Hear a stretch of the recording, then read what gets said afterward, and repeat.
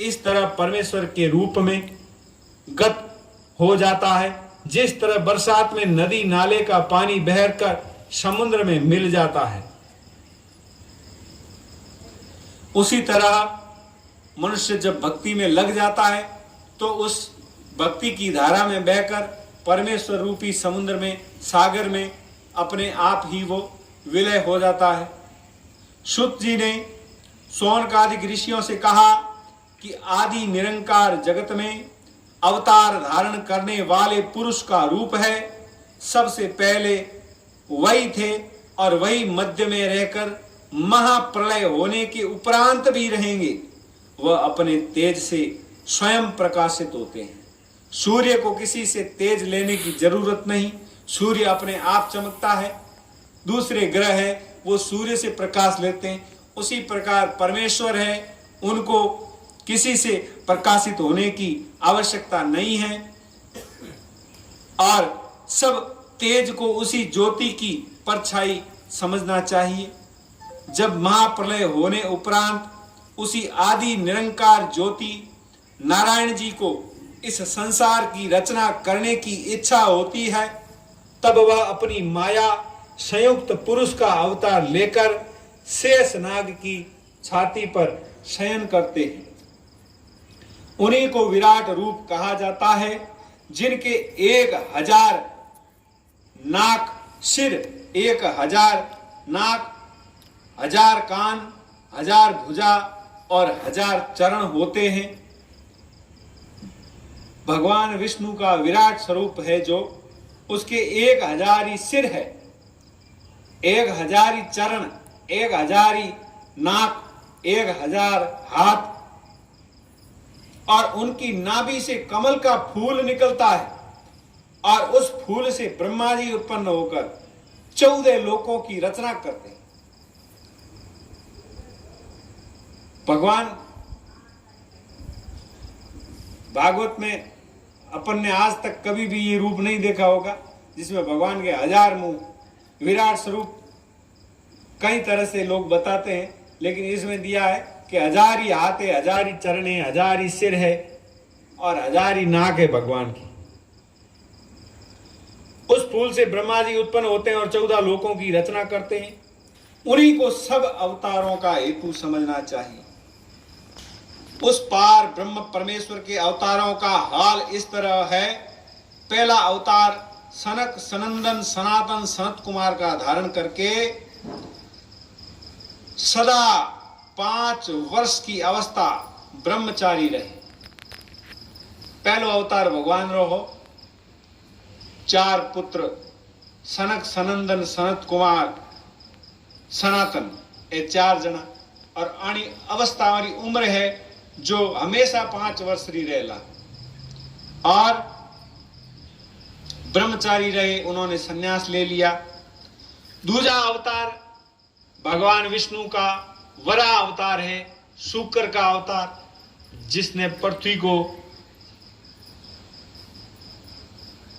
पाताल से पृथ्वी को लेकर आए।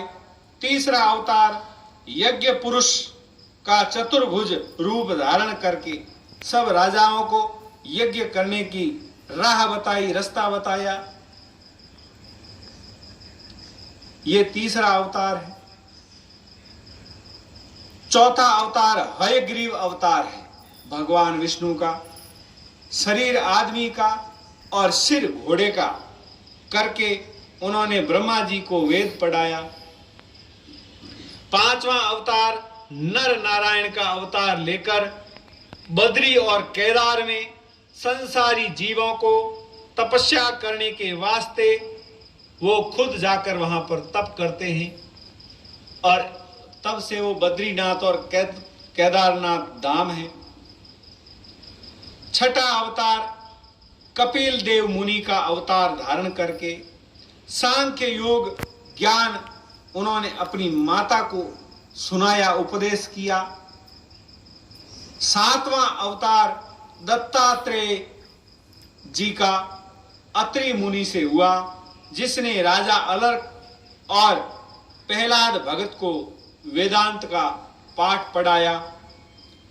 आठवां अवतार ऋषभ देव जी का चित्र देवी नाम इंद्र की कन्या से प्रकट हुए होकर जड़ चर्चा दिखलाया और उनके बेटे जैन देव ने शरावगियों का धर्म संसार में फैलाया। 9वां अवतार राजा पृथु का वेणु के शरीर मतने से उत्पन्न हुआ, जिसने गौ रूपी पृथ्वी को दूह कर सब तरह की औषधि अन्न आदि जो उसने अपने शरीर के अंदर छिपाया था बाहर निकाला। धरती पर जितनी भी अन्न है, औषधि है, वो उस समय पृथ्वी से बाहर निकली, राजा पृथु ने निकाली। 10वां अवतार मत्स्य अवतार, मछली का अवतार लेकर राजा सत्यव्रत को 7 ऋषियों समेत नाव में बैठा के ज्ञान का उपदेश दिया और अपनी माया का कौतुक दिखाया। 11वां अवतार कश्यप अवतार लेकर समुद्र मंथने के समय मंदराचल पर्वत पर अपनी पीठ पर लिया। ये 11वां अवतार हुआ कच्छप अवतार। 12वां अवतार भगवान का धन्वंतरी अवतार हुआ, जो एक कलश अमृत का हाथ में लेकर समुद्र से बाहर निकले और सभी औषधियों का और दवाइयों के वो देवता हुए। 13वां अवतार मोहिनी अवतार धरकर राक्षसों को, दैत्यों को अपनी सुंदरता पर मोहित किया और अमृत का कलश उनसे लेकर के और देवताओं को अमृत पिलाया।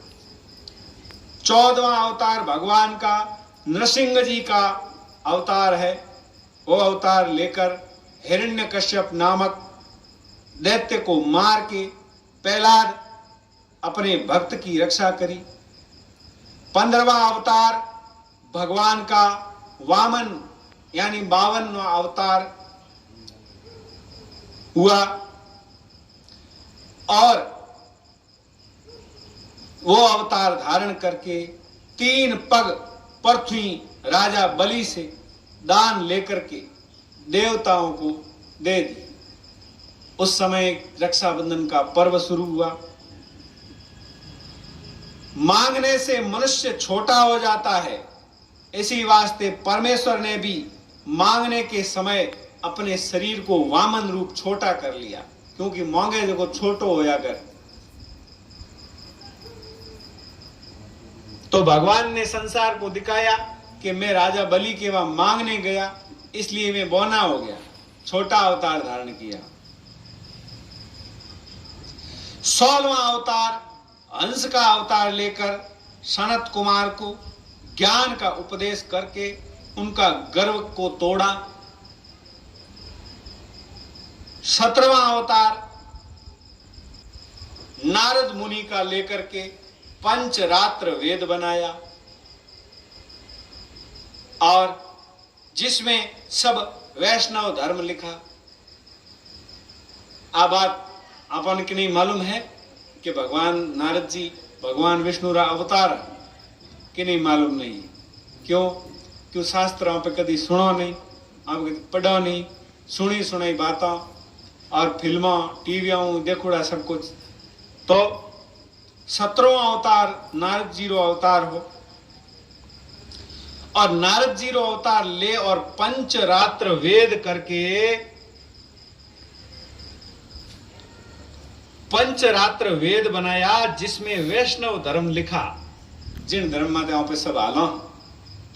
18वां अवतार भगवान का हरि नाम लेकर गजेंद्र को ग्राह के मुख से छुड़ाया। ये 18 अवतार वो है।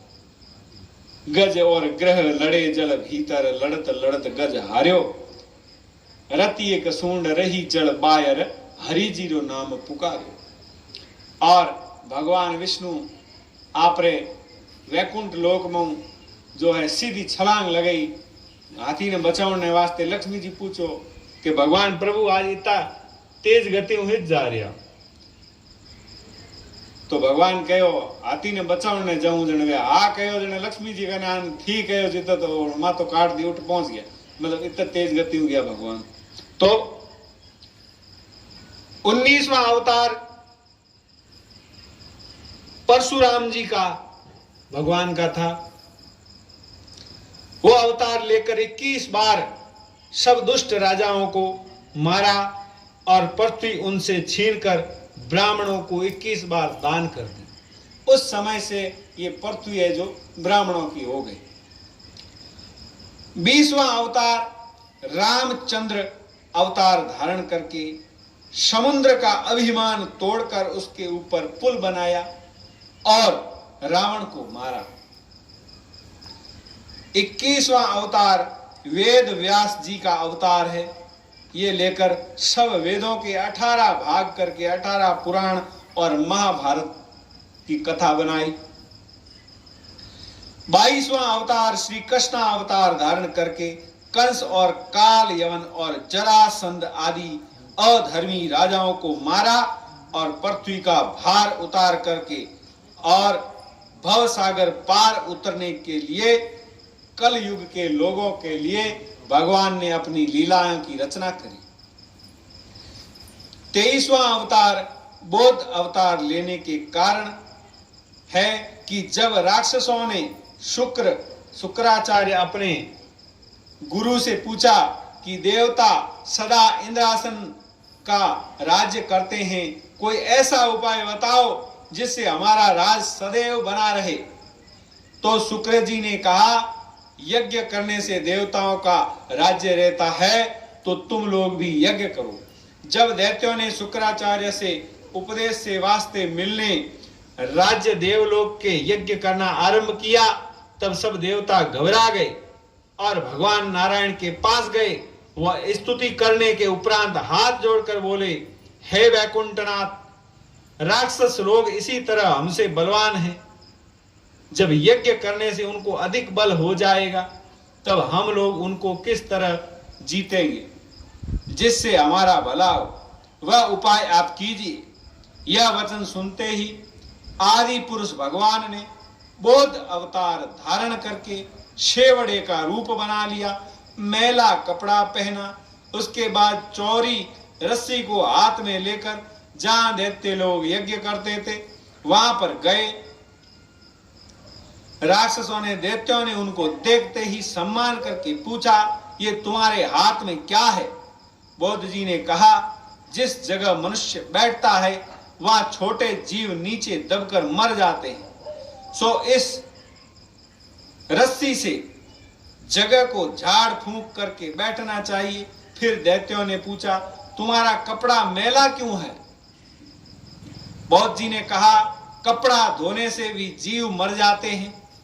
जब इस तरह की बातें सुनने से दैत्यों को मोह प्राप्त होकर उनका मन यज्ञ करने से हट गया, तब उन्होंने आपस में कहा कि यज्ञ करने से जीव हिंसा होगी। पर हर चीज जो बौद्ध धर्म वाला है वह सब राक्षस है इन अनुसार। और वह ने बौद्ध क्यों बनाया कि वे देवताओं और इंद्रासन छीन लेता। वह ने हर तरह भ्रमित कर दिया कि यज्ञ करोला तो जीव हिंसा वाला, कपड़ा मेला कुचेला पहन लो, क्यों कपड़ा धोला तो जीव मरेला, हर चीज में जीव मरे। यह बात समझकर दैत्यों ने परमेश्वर की इच्छा से यज्ञ करना बंद कर दिया। तब उनके धर्म का बल जाता रहा और देवता लोग उनसे मजबूत हो गए। तो कलयुग के अंत में 24वां अवतार होगा कल्कि अवतार। कल्कि अवतार लेकर धर्म की वर्दी, म्लेच्छ और अधर्मियों का नाश करेंगे। और इन 24 अवतारों में श्री रामचंद्र जी और कृष्णचंद्र जी का अवतार पूर्ण कला का अवतार है। बाकी सब अवतार एक एक दो दो कला के अंश के थे, लेकिन राम जी और कृष्ण जी का अवतार पूर्ण कला से है। और संसारी जीवों को उद्धार करने के वास्ते यह सब अवतार नारायण जी ने धारण किए हैं। संसार में जितने ऋषि और मुनि और देवता सब मनुष्य जीवधारी व जड़ चैतन्य हैं, सब में उन परमेश्वर का प्रकाश समझना चाहिए। इसलिए कोई उनके अवतारों की गिनती नहीं कर सकता, कोई उनके अवतारों की गिनती नहीं कर सकता। परमेश्वर अपनी माया से इस जगत को, संसार को उत्पन्न करते हैं, परंतु उनके बस में नहीं होते। इसीलिए संसारी जीवों के दुखी होने से कुछ दुख उनको नहीं पहुंचता। दुनिया लोग है, जीव है, कितना भी दुखी हो जाओ, भगवान के मन में दुख नहीं हुए।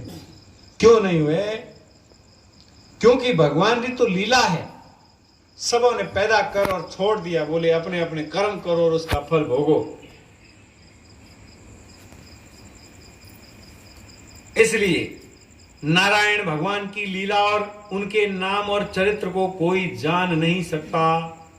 वही मनुष्य उनको कुछ पहचानता है जो परमेश्वर के भजन में मगन रहकर उनके सिवाय दूसरे का भरोसा नहीं रखता। उसी को परमेश्वर के जानने के सिवाय दूसरे का भरोसा नहीं रखता। उसी को परमेश्वर के जानने के लिए, जानने की इच्छा रहकर संसारी मोह छोड़ने से परमेश्वर का प्रकाश शरीर में आता है। श्री भागवत में सब वेद का सार और परमेश्वर की लीला व्यास जी के वास्ते भव सागर पार उतारने संसारी जीवों के वर्णन किया है और अपने पुत्र सुखदेव जी को हरिद्वार में गंगा के किनारे ब्राह्मण और ऋषियों के बीच में बैठकर पढ़ाया था। तब श्री कृष्ण जी महाराज द्वारका से बैकुंठ को पधारे। उस समय धर्म का सूर्य डूबकर संसार से सब शुभ कर्म खत्म हो गया, जाता रहा। तब व्यास जी ने इस भागवत को बनाया और धर्म रूपी सूर्य को जगत में प्रकट किया। जिस समय वेद व्यास जी ने यह कथा सुखदेव जी को पढ़ाई, उस समय वहां हम भी थे। सो गुरु की दया और कृपा से हमको भी अमृत रूपी कथा याद हो गई, जो तुम लोगों को सुनाते हैं। बोलो श्री नारायण भगवान की, बोलो श्री भागवत भगवान की जय, बोलो श्यावर रामचंद्र भगवान की जय हो। व्यास जी का महाभारत और 17 पुराण और सब वेदों का तत्व शौनक आदि ऋषियों ने, सूत जी ने कहा, आपकी आयु परमेश्वर बहुत लंबी करे। अवतारों के हाल सुनने से हम लोगों का मन बहुत प्रसन्न हुआ। अब हम चाहते हैं कि भागवत व्यास जी से आपने सुना था और उसमें सब लीला और महिमा भगवान श्याम सुंदर की लिखी है, वह हमको सुनाओ। कौन से युग में किस स्थान पर सुखदेव जी ने वह कथा राजा परीक्षित को सुनाई थी, उसका हाल कहो। किस वास्ते राजा परीक्षित को सांप काटने का डर था, वह हम लोग काल रूपी संसार में, जिसमें मृत्यु की अवधि नहीं होती, डरते हैं। एक बात का हमको बड़ा ही संदेह है कि जो सुखदेव जी इतने विरक्त रहकर एक क्षण कहीं नहीं रुकते थे, वह किस तरह 7 दिन राजा परीक्षित के पास कथा सुनाने के वास्ते रहे और सुखदेव जी महाराज को पहने विभूति लगाए अवधूत बने रहते थे। उनको राजा परीक्षित ने पहचाना कैसे कि यही सुखदेव जी महाराज है। यह बात सुनकर सुत पौराणिक ने कहा कि द्वापर युग के अंत में वेद व्यास हमारे गुरु नारायण रूप ने यह विचार कर पाराशर मुनि और सत्यवती से अवतार लिया। सतयुग में आयु बल मनुष्य का 1,00,000 वर्ष आयु होती है। सतयुग में मनुष्यों की आयु 1,00,000 वर्ष। त्रेता युग में मनुष्य की आयु 10,000 वर्ष। द्वापर युग में मनुष्य की आयु 1,000 वर्ष होकर जब तक आयु बल पूरा नहीं होता था, जब तक वो जीव मरता नहीं था, जिंदा रहता था, कोई और कारण नहीं होता था मरने का, कोई श्राप हो जाए, बाकी बीमारी वगैरह से नहीं मरता था। कलयुग में आयु बल मनुष्य का 120 वर्ष का होकर सब लोग पाप करने से उसके भीतर ही मर जाएंगे। 120 भी कौन जावेला, वो 120 रे महीने महीने भीतर भीतर। दूसरे युगों में मनुष्य आयु बल अपना बीच वेद पढ़ने और यज्ञ और तप करने में बिताते थे। जो दूजा भी युग था वो में मनुष्य कहीं करता, वेद पढ़ता, यज्ञ करता, तप करता और अपनी आयु पूरी करता। 100 दीर्घायु होने और शुभ कर्म करने से वह काम अच्छी तरह संपूर्ण होकर उनको मुक्ति का पदार्थ मिलता था। अब कलयुग के लोग थोड़ी आयु होने से, कम उम्र होने से ना तो तप कर सकते हैं, ना वेद पढ़ सकते हैं और इतना धन भी नहीं उनके पास जो यज्ञ दान आदि करके भव सागर से पार उतर जाओ। और कलयुगवासी जीव संसारी सुख में डूबे रहकर परलोक का सोच नहीं करते।